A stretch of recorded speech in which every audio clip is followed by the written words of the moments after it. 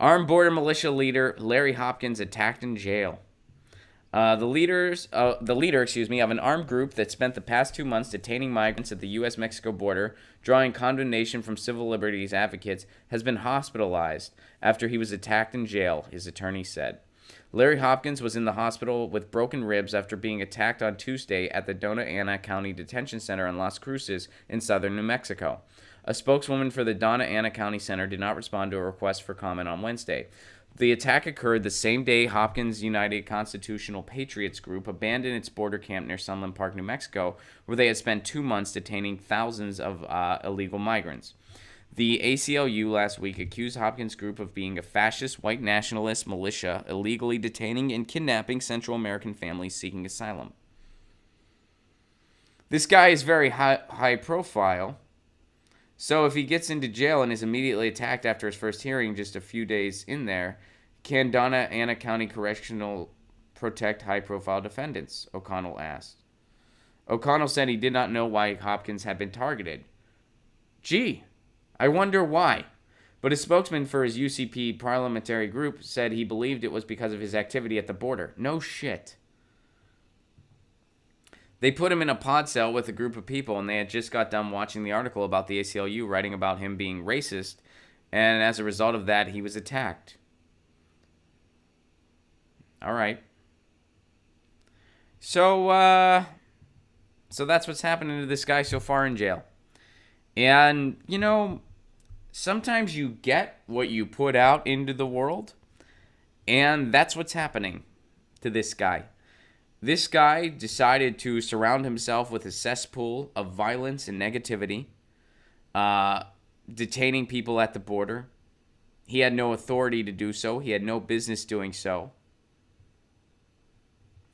And he's probably retired. This is, you know how I want to spend my golden years? I want to spend my golden years finally getting fluent in Italian, catching up on a bunch of reading, writing, still doing stand-up as long as I'm physically able to, traveling, maybe retiring somewhere exotic, maybe retiring in Italy if I'm able to, because I want to get fluent at that language. I'm conversational in it. I'm not fluent.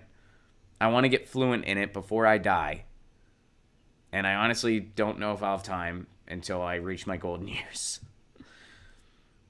That's what I want to do with my, that's among the list of things I want to do with my golden years.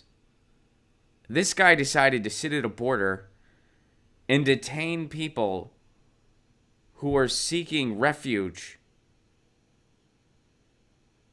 and who are fleeing horrible situations where they're suffering as a result of our policies, as a result of climate change.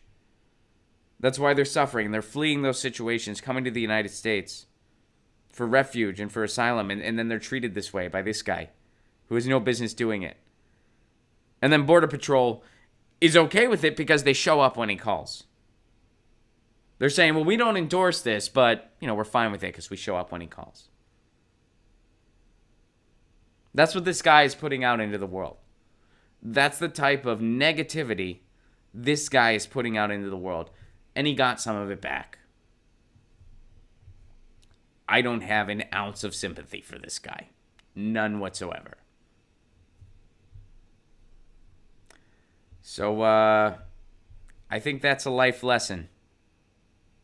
If you want to put out evil and violence and negativity into the world, you're bound to get it back. And that's what happened to this guy. Get your news on with Ron. Don't you want to know what's going on? We're getting our news on today. Get your news on with Ron. Don't you want to know what's going on? We're getting our news on today. You can tweet me an article at Ron Placone. We'll go through it together and